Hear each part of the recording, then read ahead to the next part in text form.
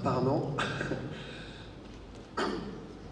Bien, donc, en fait, je vais faire une conférence juste aujourd'hui, comme on vient de dire, ce sera une introduction. Alors, dans ma conférence, j'ai essayé de me concentrer sur le thème sur le mot permanente, puisque vous avez vu que le thème de ce forum, c'est la stratégie de transformation permanente des systèmes d'information.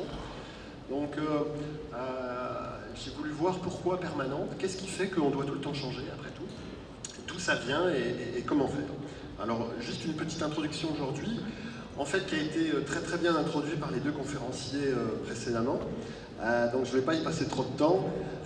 La question qu'on peut se poser, donc on vient d'écouter la conférence où on parlait du directeur informatique de Coca-Cola qui allait voir les gens du business et leur dire qu'est-ce que vous en pensez, on pourrait peut-être faire ça ou faire ça.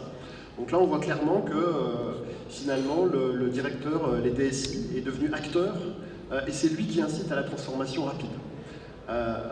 Bon, maintenant je pense que vous visez tout ça dans vos entreprises. Souvent les gens du métier viennent vous voir, vous, et vous demandent aussi de changer et est-ce que l'on pourra satisfaire tel ou tel besoin métier par l'informatique. Donc je voulais prendre quelques exemples concrets qui ont déjà été cités. Airbnb, alors pourquoi reprendre ces exemples, même si ça a été bien introduit, c'est vraiment en train de se transformer maintenant.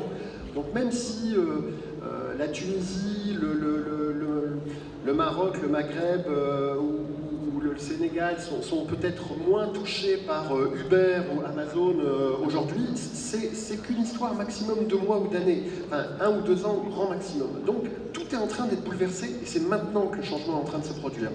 Donc imaginez les taxis, Uber, vous avez entendu parler, maintenant n'importe qui peut être chauffeur de taxi, il a son application, le client paye à l'avance, il commande son taxi et il vient vous chercher chez vous. Et c'est monsieur tout le monde, en fait, qui a juste passé un contrat avec Uber, il n'a pas de licence de taxi, quand on sait qu'un taxi, une licence à Paris, c'est 100 ou 200 000 euros, je crois, et bien maintenant n'importe qui peut être concurrent d'un chauffeur de taxi. C'est venu du jour au lendemain. Airbnb, pareil, n'importe qui peut être hôtelier. En Tunisie, le tourisme, et ici j'imagine qu'il y a des DSI de secteur touristique dans la salle, du jour au lendemain, on fait les réservations maintenant évidemment par Booking.com et le particulier lui-même peut louer sa maison. Donc cette transformation elle est en train de se produire maintenant et donc on a besoin de s'adapter réellement parce que ça va très vite, d'où la transformation permanente. Alors, dans la conférence donc, que je ferai demain, je vais surtout introduire, donc on peut se poser la question qui a commencé le premier, est-ce que c'est les DSI qui poussent le métier ou le métier qui pousse les DSI? En fait, ce que l'on voit, c'est que, et je pense que vous le vivez tous au quotidien, les DSI, en fait, en général, préfèrent rester dans leur zone de confort. Leur métier au jour le jour, c'est quoi? Eh bien, c'est souvent, je développe, je fais du développement, de l'intégration, etc. Ou je fais tourner ma salle, mon data center, etc. Ça, c'est la zone de confort. C'est la zone historique, c'est le CTO, comme on vient de le dire. Mais, évidemment, pour devenir CIO, il va falloir sortir de sa coquille, sortir du développement et de l'exploitation, pour aller faire des choix ambitieux pour demain, des choix d'architecture, et surtout aller à la relation avec le métier. Et enfin, jusqu'à la gouvernance d'entreprise. Donc on le voit, aujourd'hui l'informatique a un impact directement sur la gouvernance. Donc demain on verra tout ça. Je crois que j'ai encore quelques minutes, c'est ça? Alors, je vais juste attaquer le sujet. Donc si on parlait du développement, un premier slide. Donc développement, jusqu'à maintenant on était dans le développement classique et puis est arrivé le développement agile, donc on fait des itérations courtes, on n'est plus dans une approche waterfall, tout va très très vite.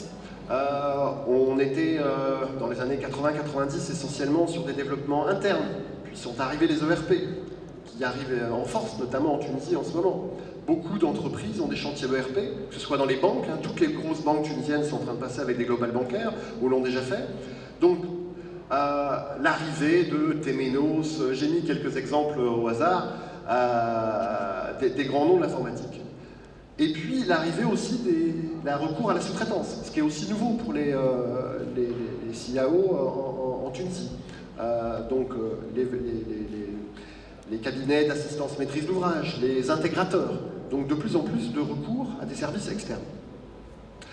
Donc, demain, on verra comment, même si on maîtrise tout ça, même si on est le roi du CIO, du DSI agile, que l'on a réussi son chantier ERP, finalement, quel est l'avenir pour faire face aux enjeux qui ont été évoqués dans les 2 conférences précédentes et comment passer en mode de transformation permanente. Ça veut dire quoi concrètement dans votre travail au jour le jour? Voilà, à demain j'espère pour la suite de cette conférence.